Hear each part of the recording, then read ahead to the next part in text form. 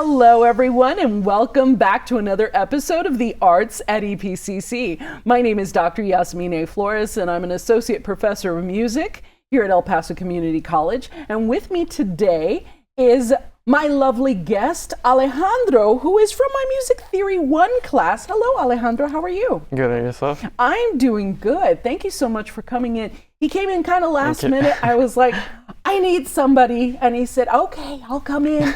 Thank you so much. So, Alejandro, first of all, tell me, what high school did you graduate from? I graduated from El Dorado High School. Nice. Okay. And what brought you to music? What drew you? To music, I feel like I've always been like gravitating towards it since I was like a kid. Mm-hmm. So probably like when I was a kid, my grandma took me to church. Uh-huh. And then what I liked best was the choir. Okay. So the singing. Yeah. And then after that, like I was like music, like first it was like Michael Jackson, and then my dad would play the Beatles. So like as a kid, I even had like my haircut like the Beatles. How funny. That's hilarious. That's awesome. So now tell me, so what point did you decide to major in it? To major, I was actually studying mechanical engineering. Okay. Uh-huh. So before starting that one, I was thinking about it, but I felt like I wasn't that good. Okay. So I was like, I'm not that experienced. So I thought I needed like more experience to join like the music degree. Okay. But then halfway through my mechanical engineering one, like I felt like I had been still playing and making music. Mm-hmm. So I decided like that's what I really love. But I wanted to finish my mechanical engineering one. So I just finished it and I was like, okay, now it's time to come back to what you love. Yes, exactly. What you love originally. How funny. That's awesome. So now you mentioned mechanical engineering, and here's what I find. I find that the majority of my students that have a strong math background, right? Because that's a lot of math. Yes. That you find music theory much easier because it really is just a lot of math, right? Yes. And so, and I notice how quickly you understand all the concepts, which is awesome. What right now of all the courses you're taking, and don't feel that this is biased, right? Okay. Just because I'm sitting here and I'm your teacher. What is your favorite course right now that you're taking? My favorite course. I was gonna say right now I'm just taking the music theory and sight singing. Okay. But I just enjoy them both. Okay, awesome. Okay, so you're doing a part-time schedule. Yes. Okay, awesome. So you're taking these two classes, and did you expect what you're learning right now? Is this more or less what you were expecting, or has anything kind of taken you by surprise? Maybe the sight singing, like I really like it. It's like I like singing, but I never had like the do re mi singing type, like the solfege. Yeah, the solfege. Right. So getting used to the solfege was like, and using the hand signs and everything. Oh right. So that one's been a little. The music theory, I guess the biggest like surprise is like there's so much to it. Right. So that's always I think the general consensus is that students come in thinking that they're just going to learn the note names. And it's like, oh, no. That's barely like first 2 weeks, right? Yeah. And then after that, it builds to triads, to seventh chords, and then we start talking about scales and then Roman numeral analysis. So it starts to really unfold quite a bit. Now, so you you're in music theory. You're getting ready to get into Music Theory 2. Yes. And that's going to be, and just to kind of tell everybody at home, we offer Music Theory 2 in the spring, sometimes in the summer, but mainly in the spring. Yes. So you're going to are you taking lessons right now? I'm not. Okay. So for the associates, you need to take, and your piano is your main or guitar? I think piano. Okay. It's because I do both, but I feel like I'm okay at both. You're stronger at piano. So that's something to mention to everybody. Yes. And I announced this to the class one day. It's that you have to pick a primary instrument, right? You can have a secondary, you can have a third instrument, a fourth instrument, but everybody's got to have their home base. You've got to have your main instrument. And so the reason why is because that's going to be your main focus. That's going to be what you're going to end up relying on the most, what you're going to take lessons on, what you're going to, that's going to be your axe, as we call it in the profession. So I would take piano. I think piano would be awesome for you to take. Since you already know how to read music, you can go into the 1200 level. We offer 1100 level and 1200 level. So the 1100 level is the half-hour lesson. This is for somebody that's learning music from scratch. They've never read music before. They don't know the names of the keys on the keyboard, right? Okay. So somebody that's really a complete novice. And then the 1200 level is for those that do know how to read music. You do know how to play a few scales there, okay? Now it's going to be just like theory, where you're going to start from like, okay, here's C major, here's F major. By week 2, week 3, now you're getting into the 3 flats, the 4 flats, the 5 flats, right? So it's going to take off pretty quickly, the MUAP 1265. All right? And which one is on? That is the piano lessons. We call it Music Applied, MUAP. Oh, okay. Okay?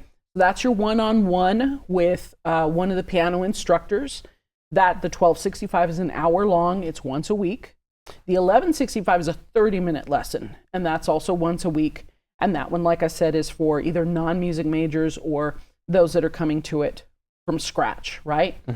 So you're required to take 4 semesters of that applied lesson, the 1265, 1266, and then the other 2 sections that begin with a 2. 2 means the second year, okay? And then you have to take your ensembles. Okay, so you mentioned the choir that you like to sing, the choir, yes. Maybe you could join the chorus in the fall. Maybe. You sound like a tenor. I think you kind of sound like a tenor, perhaps. Do you know what's the lowest note you can sing? For a tenor? No, your voice. Me, I haven't done like the... Okay, you haven't checked. No. Okay. I'm hearing tenor, but I could be wrong. You might be a baritone. I don't know. Maybe. Yes, baritone's a little bit lower, right? So baritone, it's even lower than... Yes, than tenor. Tenor's the highest of the men's voices. And then it's baritone, and then it's bass. So I don't think you're a bass. A bass is a person, like the table would be shaking if you spoke, right? Like their voice is so deep, right? Yeah. But a baritone, me personally, because again, clarinet player, right? I cannot quite tell the difference in the speaking voice of a baritone and a tenor. Maybe tenor, because I do, when I sing high, because they tell me like your voice sounds different when you sing. Oh, okay. Okay. So, yeah, maybe. so then maybe you're a tenor, and they can always use we would love to have you all be a part of the choir, right? Yeah. MUEN 1141 is chorus 1, okay? So that's a 1 credit hour course. It meets twice a week. Let me see here. She's meeting on Tuesdays and Thursdays. And it meets in the morning, usually at about 11:30. Used to be the schedule for a long time. I don't know about this fall semester, but you can take a look. Our fall schedule is now available. So you can take a look at self-service banner. We call it self-service banner. And and you can take a look at the times. And so you would be in a lesson once a week, choir twice a week. Then the other thing that you need, have you taken music appreciation? Yes. Good. Okay. You've done all your basics? Have. Okay. This is turning into an advising session for you. You're like, what happened? Okay. And this is good because a lot of folks don't know what to expect when they come in to get advised with me. So if you need to be advised, you out there, you can contact me at 915-831-2361 or email me at yflore14@epcc.edu. And I will talk to you and figure out, I'll take a look. Give me your ID number if you're already a student at EPCC. And if you're not, then we need to send you over to admissions and registrar. right? So you can do the Apply Texas and everything. So, so we need to sit down and get you advised. It sounds like you're going to be coming part-time because you're already done with all your basics. Yes, probably. Okay, yeah. And so, which is fine. And you just do part-time, you work on the side. That's perfect for people that have a job as well. Some folks make the mistake of doing full-time. And with that full-time schedule, they want to work. And I'm here to tell you that's usually a recipe for, I don't want to say disaster. It's a recipe for stress. Stress. I love it. That's high stress. Because folks that are working, especially a full-time job, where they're going 40 hours a week, plus the full-time schedule at school. Music, a lot of our courses are just 1 hour or 2 credit hours. So we wind up with about 7 courses to make the full-time schedule in the AA degree. I will take a moment to ask you this question and also pose this question for the audience to answer at home. Are you interested in our audio engineering or music business degrees? Yes, definitely in the audio engineering one. Okay, I'm so glad that you said that, and I promise I didn't pay him to say this. Okay, so, but this is a great segue. So, fall 2024, we are finally introducing our Associate of Applied Science degree in audio engineering, as well as our Associate of Applied Science degree in music business. We also have a certificate in music technology that actually goes into the audio engineering. So if you start with that certificate, by the end of 1 year, you'll be done with, you'll receive a certificate. But then you finish the second year, you'll get your audio engineering degree, right? So what is in that audio engineering degree? We already offer our MIDI classes. So if you're not familiar, have you ever taken the MIDI class? No, I haven't. Okay. You mentioned you didn't know Mr. Towns earlier. No. So Billy Towns and Daniel Becker worked together on the MIDI 1 and MIDI 2 classes. That's MUSC 1331 and MUSC 2355. Those 2 courses are basically teaching students to create their own music through this software. I think it's called Logic, if I recall correctly. That is not my area of expertise, but I think that's the word that's popping up into my mind. There's basically a computer that is set up with a piano keyboard, usually a small piano keyboard, and you can do one of 2 things. You can go to a different room, record yourself, get that track, splice it into this program, then add music electronically to what you recorded. That's what a lot of the students do. That's what I kind of want. Yeah, exactly. So let's say you play the piano, right? Or the trumpet, whatever it may be.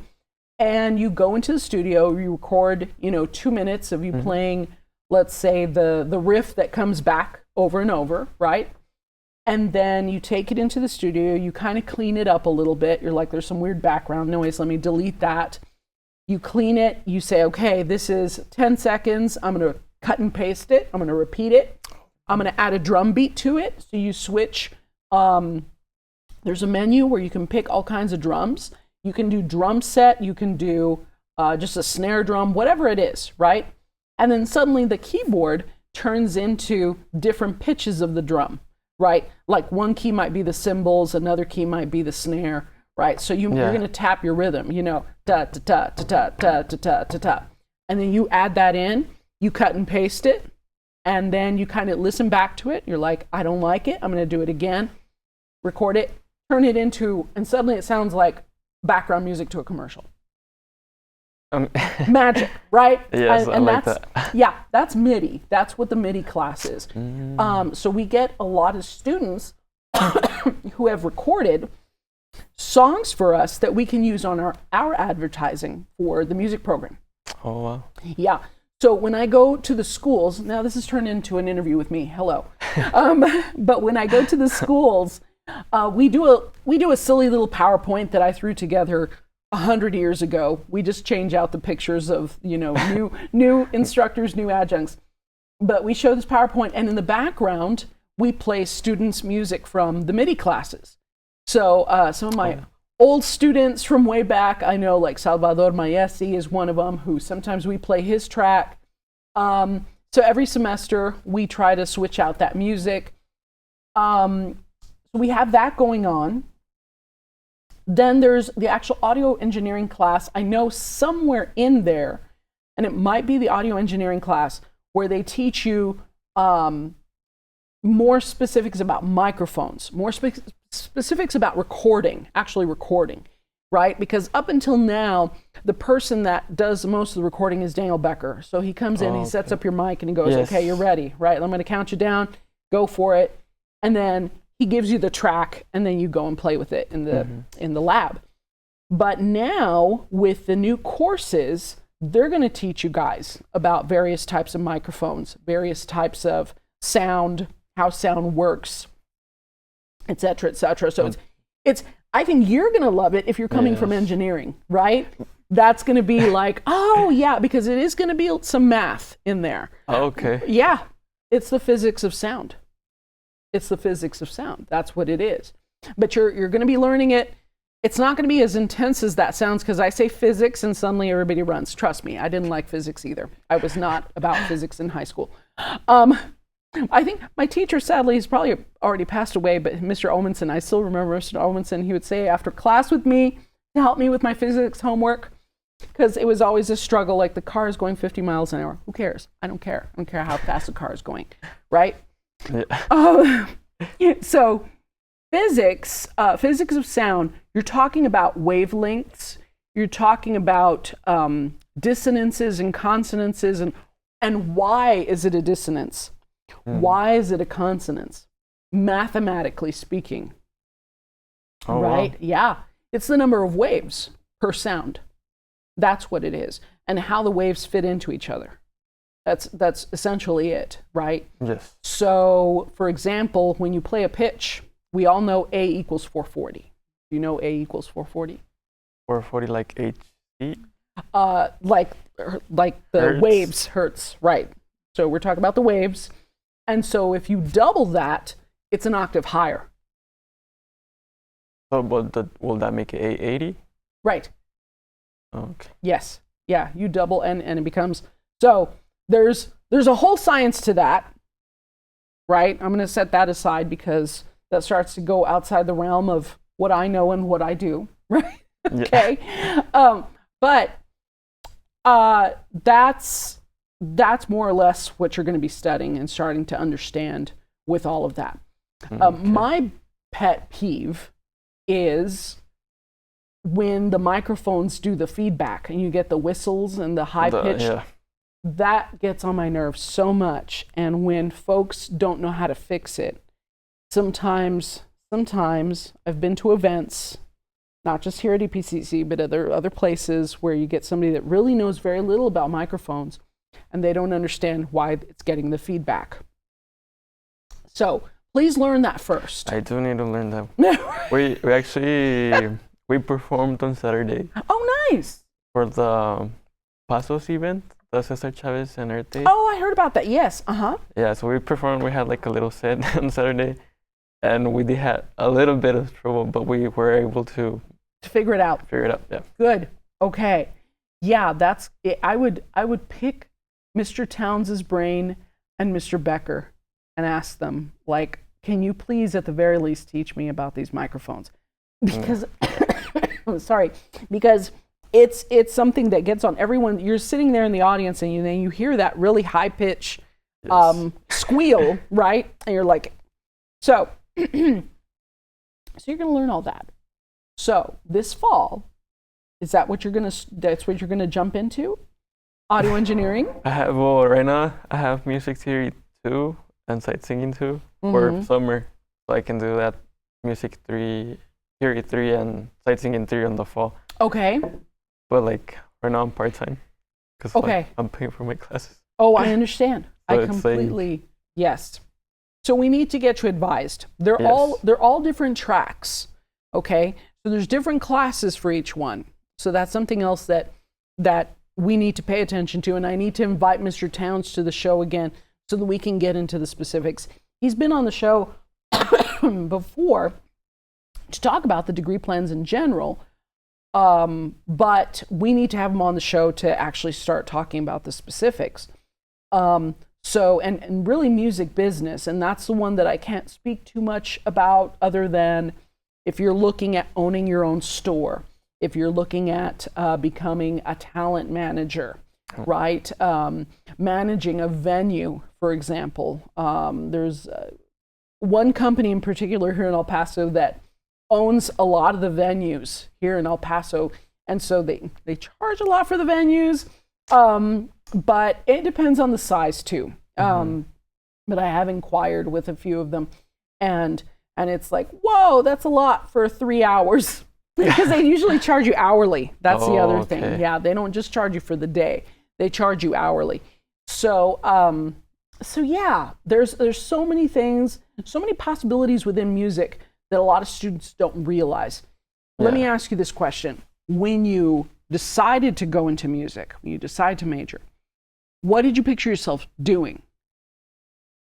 Performing. And like working in a studio, like making projects. Okay. That's what I see, I don't know. Okay. Studio like a separate office or at home studio? More like a home studio. Okay. Like I just see myself like working on like creating music. That's how I see. Okay. And because the more you can picture it, the closer you'll get to that dream. If you can't picture it, I think the problem with a lot of students your age and younger is that I can easily say I want to be a superstar. Okay, you want to be a superstar. At what? I don't know. And so I think kids picture like just photographs, the flash from the camera, stepping out of a limousine, just, being famous, right? Exactly. And it's like, okay, but what do you do, right? Yes. And what are you doing on the daily? What does your house look like? What about your personal life? How many are you going to have? The 2.5 kids, right? That are running statistically around. Yes, it's every household has 2.5 children. I remember that at least from the 80s and 90s. I think now it's probably like 1.75 or something. Oh wow. Yeah. So when you're thinking about that, that's when you really have to start to factor in how much money am I going to make to support a family, a house, how big of a house, right? Am I going to have a ranch style home? Am I going to have a studio apartment? Where am I going to live? Yes. And so when you start asking younger people these questions, they haven't even stopped to think about that. And it's like, that's the only way you're going to make it happen, is that you have to picture it in your mind very specifically. I want this type of kitchen. I want this type of car. Yes. I want, I'm going to get up in the morning when I want to, or am I going to get up in the morning at 5 a.m., watch the news, get some coffee, and go to the office, right, at 8 a.m. And so these are, and there's pros and cons to everything. Yeah, that's true. I like, you look overwhelmed. You poor thing, you're already like, oh my God. That's so funny. I didn't mean to overwhelm you, right? No. I just like thinking about this stuff. Yeah, exactly. And that's the thing. And so working in an office, a lot of people, their knee-jerk reaction is that they need to work at home. And so that thing is like, oh, because I'm going to work at home because it's comfortable. I can just roll out of bed. I can head downstairs to the studio, mix my CD, call up some people so they can sell it. It's like, no, I need you to be more logical about that. Usually what happens when you have your stuff at home, when you're working from home, is it's very hard to maintain those two spaces. Yeah, that's true. Right? They start to crisscross. You get, you're spilling your morning coffee on the gadgets and you're eating breakfast at the same time. So that's why it's also nice to have a separate office, right? Exactly. Yeah, and you know what? I take it back. I don't want to like so much home, but like maybe go into the studio. But I also want like something where I can be with people and helping people. Like I would like that balance. Yeah, I think an office space is better because you keep your personal stuff out, right? Because that's the other thing too. You have a mess at home, and then you got to throw a blanket on it or something if you have somebody at the house, right? That's true. So, okay, well, listen, Alejandro, we are wrapping up the first segment of this episode. I'm going to pick your brain some more as we continue. And so for those of you at home, this is the end of the first episode, but please join me for the second episode with Alejandro from my Music Theory 1 class, who has told us that he wants to be an audio engineering major. And if you would like to know more information and you have to leave us for a moment, then please contact me again, 915-831-2361. You can also send me an email. Check us out on Instagram and Facebook as well, at EPCC Music. For now, I leave you, but we will be back. Bye-bye, everyone.